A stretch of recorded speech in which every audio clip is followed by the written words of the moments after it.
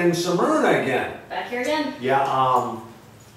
You know, in our travels, first of all, Wendy's not here tonight because she's at the beach drinking a fruit drink. Hopefully. She's down in the Keys, so I'm sure she's doing something fun. Do you think she's got alcoholic stuff going on now? I would imagine so. Oh, yeah. Yeah. Okay. Anyway, so Jen's here, and so we're going to go over this case. I wanted to talk to you a little bit tonight about to support historical places. You know, we have an outreach that we do for all the historical places throughout the state. And it's very important that we support the historical places. We've been into a lot of places, and some of them, you know, their funds are low. They're limited. Yeah, and they have a hard time paying their bills. Also, if you have kids or anything like that, it's a grand thing to do because, you know, in life, if you don't, you stand on your past. And if you don't know what your past is, you know, it could affect your future. Especially if they're mistakes. Yeah. Exactly. So it's very important. So I urge this summertime, because it is June, for you to, you know, go out and go to places. A lot of places in Delmarva are grand. Some of the places that we've gone to are great places to go and take tours and things. So please support the historical sites. And it's a good family trip because most of the places are really reasonably priced. So it's a good day trip to take with the kids, pack a picnic. Yeah. You know, they're great places to see. And you know, we're historicons, so we do this. And the reason why we do this is because we want to raise funds. That's why we do the fall stuff, and that'll be coming up soon, for sure. Also, one more thing, I'd like to talk about our films. Our films are not meant to be a film like on TV where it's filmed in a professional way. These films don't have any background or anything like that, and the reason why is because we want to film the real thing. It's just us. It's just us. Yeah. And so as far as the entertainment is concerned, we try to make it so. But a lot of times paranormal investigations are like watching corn grow in the dark. There's no commercial break where something happens and goes boom. Right. So what you see is what you get with us. That's why we don't do pretty soundtracks or anything like that on. Because, I mean, when I watch the paranormal shows, the soundtracks irritate me. Because they say, what's down the hall? You hear a cymbal. I said, well, it's a cymbal from the soundtrack. So it's a show. And what we do is we're not a show. We don't claim to be. No, we don't get paid for it. We don't get paid for it. We just do it. But we do enjoy it. We do have some people that do enjoy what we do. Yes. For sure. So, tell us about this house. Well, this house, it's actually really cool because it's built in sections. The original building is from the 1760s with additions in 1820, 1830, and then 1990. Wow. So it's grown with the families that have lived here. Right. Presley Spruance bought it in 1818. Right. And he got married a little while later, and to get ready for his family, he put on the 1830 edition. Then it was bought later. It was actually pretty cool. This was a family home. It was a vet at one point in time. Wow. The owners of the home also owned the Smyrna Times at one point in time. Wow. And now it's owned by a local family. And it had a political past.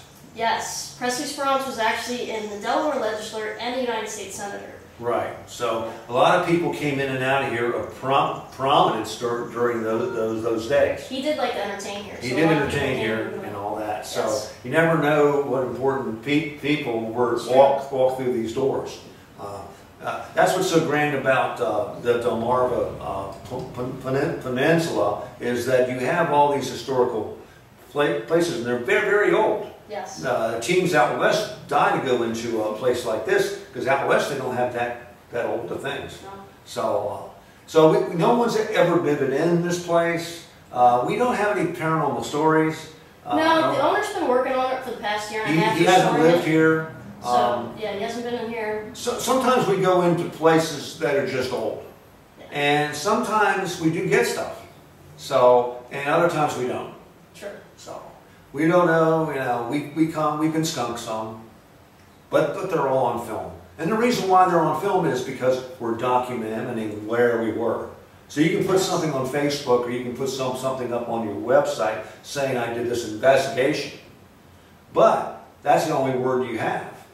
Well, that's the great part about what we do is on We television, document. everything happens on those television shows, but that's not real life. Right. And we document where we're at so we can actually prove that we were here. Right. So that's why we do the films. And I'd like to thank the people in the UK. We do have a lot of friends there, and they do watch us. So that's a very cool thing. Yeah. All right. So let's see. Steve is going to show me. Well, actually, he's showing me a tool that I use.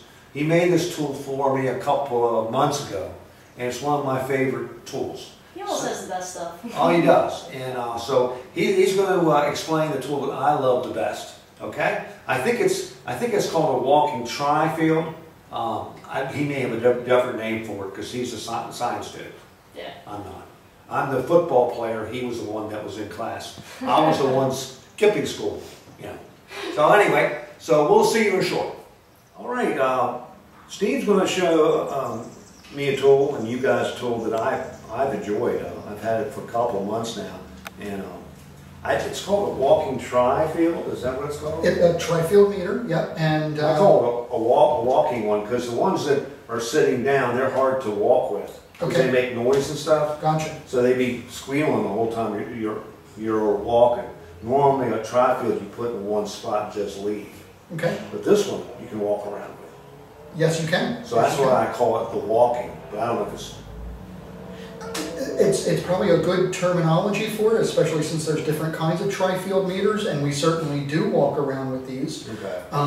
You have the one with all its clothing on. I have the one that I've taken all its clothing off to show the circuit board.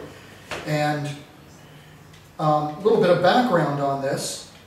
This is a kit that is from a company called Ramsey, and I have the manual for it right here.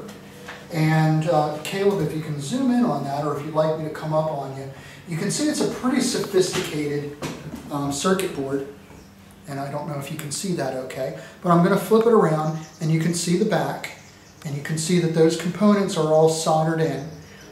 But don't let the complexity of this fool you. This is not a very difficult kit to put together. Not really for a beginner, Rick. No. I would recommend somebody with a little bit of soldering experience for this. But the nice thing about it is you can buy one of these from Ramsey as a kit for about $80. And what you wind up with is a tool that if you were to get this kind of functionality already assembled, would probably be in the range of about $150. Because everybody knows the tools that we use in this type of investigation can be very expensive. Right. Now it does have a set thing here, which I like. So you want to explain that? Sure. It's got a sensitivity meter on it, and what Rick is kind of showing you right there, you can set it so you can, depending on what kind of environment that you're in, any kind of interference, you can tune that interference out so all your lights are off. So that means that any change in the area that you're in will now register in the lights. So now, it's called a tri-field meter. Why? Because it measures 3 different kinds of fields, and it does that with a basic change of the switch here. It measures for magnetic readings, it measures for electrical fields, and it measures for radio fields, radio waves. Okay, so if we were anywhere near a transmitter and you had it in RF detection mode, you would actually have your lights changing to show that there was a radio field present. Right. There's a little switch on the front of it. Just correct. Mm-hmm. Correct. And these wires that you see coming off are actually antennas, little antennas for the radio detection. All right. Now, little bit of science here. You might ask, why, Steve, did you go with this kind of meter? right. And it's because a lot of the meters that we use are sealed devices. The people that manufacture them don't want you to know a lot about what's inside of them. Right. I bought this because I wanted to know how we were measuring what it was we were measuring. So I got this kit, and it's really very simple how this whole thing operates, believe it or not. There's a circuit in here, and you can change the different circuits by changing that switch, of course. There's just a little radio circuit in here that picks up signals across a broad spectrum, feeds the output to these lights, and that's all it does. So it tells you if there's radio waves present. Down here, you have what's called Hall effect transistors. Now, Rick, what they use Hall effect transistors for in the mundane world is if you've got a motor and you want to know when that motor has done a full rotation, you put these Hall effect sensors on it, and it will actually detect the magnetic field of that motor as it comes around. Okay, so you can detect the position of when that motor has come around to home, and they use Hall effect transistors to do that. A little bit more, I'm simplifying it, but just for the sake of the people out there who are watching this, just as a quick explanation. The electrical fields are measured with a device called a JFET. Now there's a couple of different types of JFETs. Well, there's JFETs and there's MOSFETs. The FET part stands for field effect transistor, okay? And what that does is it detects electrical fields, and it's used in all kinds of sensing equipment. And we have JFETs built into this to detect the electrical fields. Now I found, using it in investigations, that I'd be in a room and then I'd scan it, and then all of a sudden the light would change. And then no one else's would go off, but then I'd go to the field where it really is high. So it's more directional than a K2. It is. Okay, so you go online and you go to it would be RamseyKits.com, RamseyKits.com. Great kit, and worth the money that you pay for it. And it's called? It's called the Ramsey Electronic Model TFM3, or the Tri-Field meter. All right, buddy. All right. I love it. I've been using this for a few months now, and I use this more than I do anything else. It was my first meter, and I'm very pleased with it. All right, so pretty soon we're going to go lights out. We got to set things up, but we'll be there. So we'll catch you in a little bit. We're soon to go lights out. Everybody excited about this case? Yes. All right. This is our 11th case of the season. Yes. Okay. And the end of the month we'll do no. We're only up to 12 this year. 12, okay. All right. So I'm excited about this. No paranormal stories, but it's so many, the house is so old, and it's been through a lot of stuff. A lot of people have passed through these doors. You never know what residue will be left over. I mean, I've gone into places that had absolutely no stories and gotten things, like really good things. Right. And was off the hook. And I didn't know that. It's just all of a sudden, I got this, I got that, I got an EVP, that kind of thing. Then I've been into homes, we've been into homes that have all kinds of stories. We get nothing. We ain't got nothing. So I don't know. I think that it all depends on them. You see, going on an investigation is like going into a classroom, and we're not teaching the class; they are. So the only difference between us and you is that we've just been to more classrooms, and we've had more experience.